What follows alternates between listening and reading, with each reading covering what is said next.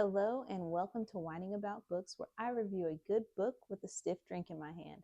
My name is Paige Love, and I am a lover of literature, a purveyor of prose, a connoisseur of composition, and an evaluator of exposition. And to sum all of that up, I am someone who just really, truly loves reading books. Now, today's book review will be The Story of Kullervo by J.R.R. Tolkien. I don't want to waste any time, so grab your book if you have it and grab your drink because I know you got it, and let's whine about books.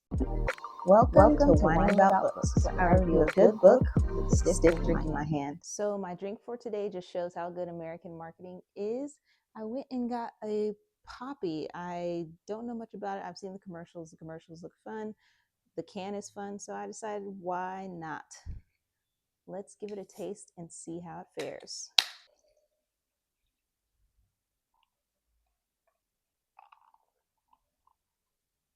That is not bad at all.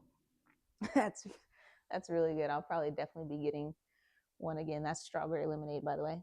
The Story of Kullervo is actually one of J.R.R. Tolkien's like really early works, one of his first, and it's kind of disputed when he started it and when he like sort of finished it because it is an unfinished work. It was like 1912 to 1914.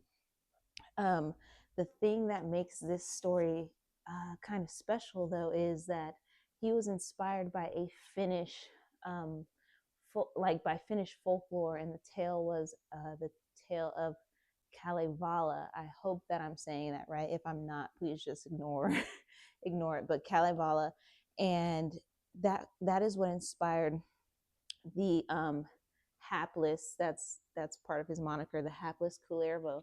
And this story is a tragedy.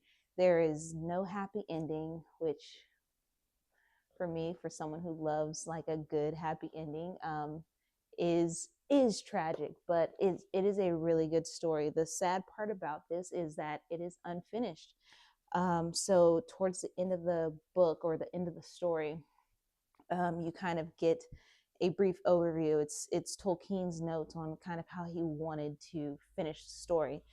I would say the good thing about this book, though, is that you have notes and commentary on how the story came about, what Tolkien's thoughts were. You get to see pages of his actual like written notes, and it's really cool to kind of be able to look back. It's a little murky. I mean, obviously 1912, that is old, so the writings are um, like printed like on the actual paper, so it's a little tough to read for us, but they have gone and deciphered it. So I don't want to give away the story, but I kind of want to go into how this tragedy came to be. So Untamo and Kullervo's father, Kullervo, are brothers and basically mortal enemies. And this is set in a time where magic has just begun.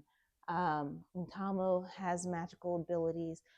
Kullervo has magical abilities, and Untamo is just this evil man. And he goes and he kills his brother, and he takes captive of Kullervo and his family, his mom, his twin sister, and his older siblings, and he has them working on his land, basically servants, and he treats them like absolute crap. Now, I guess you can almost say that Kullervo kind of has this heroic aspect to him, but in my opinion, he is a villain by circumstance. Um, or he ends up becoming a villain by circumstance. How do I say this without getting into the whole story and giving away the plot? Because he is treated so badly by his uncle, and then he's like sort of despised by his mom. His mom is so broken up about the death of her husband that she can't show love to her children, that she's just stuck in this bitterness. Yet Kullervo still holds her in this form of high regard, in the sense like, Mom, I will avenge you, don't worry about it. But the person that he loves the most is his twin sister Winona, and he would do anything for her. If he could give his life to give her a better one, I'm sure he would do that, but that is not what we are presented here. So the person who edited this book, Berlin Flieger, um, they talk about how this story, the Kalevala story, the Kalevala tragedy, inspired Tolkien, not just in this work, but in the works that he did after this. So Kullervo, the character, actually inspired um, Taran Turambar. I haven't read the Silmarillion, but that's one of the characters in the Silmarillion who just kind of meets has a tragic life, meets a tragic end, and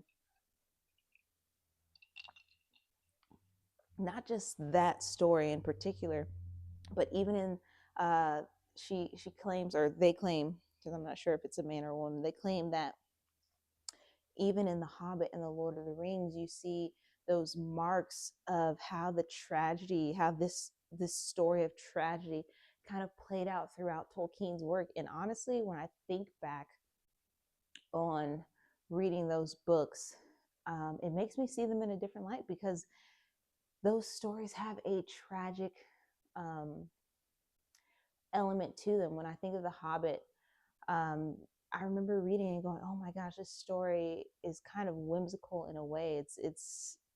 It has this kind of aspect of, yes, there's some heavy things, but there's this lightness to the story with the poems and the songs and things like that, which I'll talk about as well. But our heroes, or the dwarves, but specifically Thorin Oakenshield and his nephews, they go and accomplish what needs to be accomplished, but they do not survive. They die, and that right there is a tragedy in and of itself. And then when I think of Lord of the Rings, excuse me, when I think of Lord of the Rings, and I think of the story, like, yes, Frodo made it to Mount Doom and he cast the ring in, and everything was, great. Like, he saved Middle Earth, but Frodo is not going back to the Shire directly.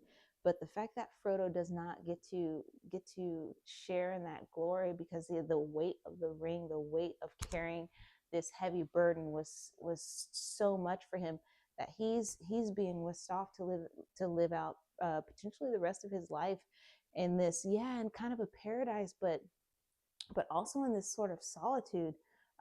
He I don't know if the story goes on beyond that, but the people that he went through these burdens with, the people who encouraged him and helped him to carry such a burden, it makes me think, like, will he ever be able to have those certain relationships back in his life? I don't know, but I see the tragedy in that. And speaking of, like, the poems and the songs, this story is prose and poetry. So here you have the prose where he's telling the story, but then the story is told. The story is also told in poetry form, and you see that in The Hobbit with the songs. Um, you see that in The Lord of the Rings. There are songs in there too, and also the way Tom Bombadil speaks is kind of in this poetic way. And Tom Bombadil is a character from book one of Lord of the Rings. But you could see the inspiration that Tolkien had from Kalevala to be, a lot of tragedies are written in this poetic form. And I am not one to claim that I even enjoy poetry. It's something that, like, I don't want to always have to interpret, if that makes sense. I think poetry is beautiful. Let me be clear about that. But I don't want to always have to do such introspection, such deep introspection all the time.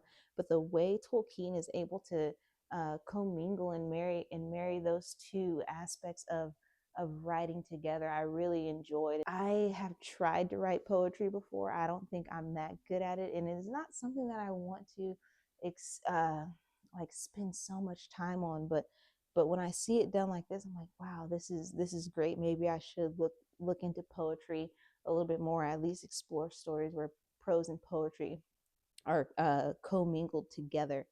um, this book, would I recommend it? I don't know that I would, and here's why. I would recommend it to a person who is a huge Tolkien fan. I'd recommend it to someone who is looking to add different elements to their writing style, maybe an element that they didn't think that they would want to do, or even consider. And I would recommend it to someone who is probably looking for something incredibly different. I think part of the, me not wanting to recommend it is it's unfinished, and for me that kind of like, dagger to the heart.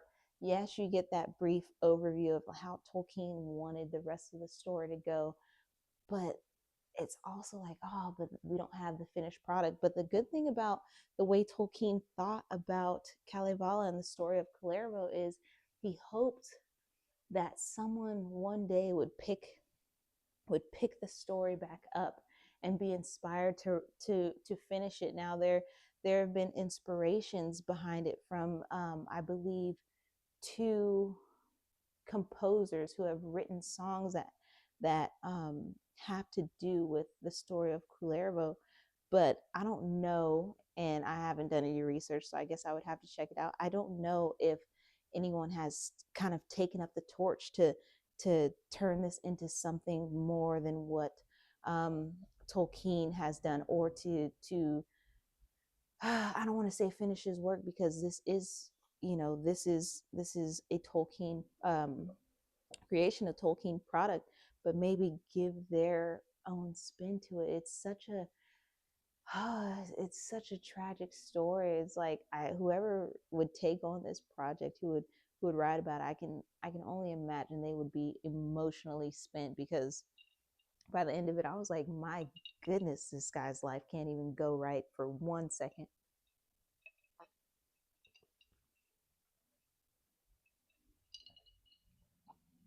But that's the tragedy of it all, I guess. Um, this was a very this is this was a fun read, in the sense, like, I kind of got to be able to get into the mind of Tolkien a little bit, who I consider, and many others consider, like, the grandfather, the godfather of modern fantasy. And this being one of his earlier works, and then actually being able to read his later works, which after World War I, is when he kind of gets this huge pickup, and writes The Hobbit, writes Lord of the Rings, and things like that. Um, Silmarillion, Children of Hurin, all that. Um, this is It's cool to see an inside look into who he was and who he was to become before he ever went to war, and you get a taste of the language that he came up with, and you see the inspiration of his later stories in this book so well. I think it's wonderfully written. um, there are words you have to look up that were used back then, or I had to look up that were used back then, that I had to make sure that I was understanding the context and the meaning of everything. But I would say, out of five, I would say 3.5 out of 5, which is good. I think that's a solid rating. Um, this is something that I hope my children one day want to pick up, to explore for themselves, to understand what comes with tragedy, and that the story is not always going to pan out how you hope it would, or at least how I hoped it would, which is, even though I know things are going to go wrong, I still hope for this good to come out of it. um, but here we are, kind of left in this kind of sad disappointment for the character. um, but yeah, that's what I've got today for my book review, The Story of Kullervo, J.R.R. Tolkien. I hope you guys enjoy this video. If you do, give it a thumbs up, give it a like, And I will have more to come next week and by the end of this month. So thank you so much for sitting here with me and whining about books.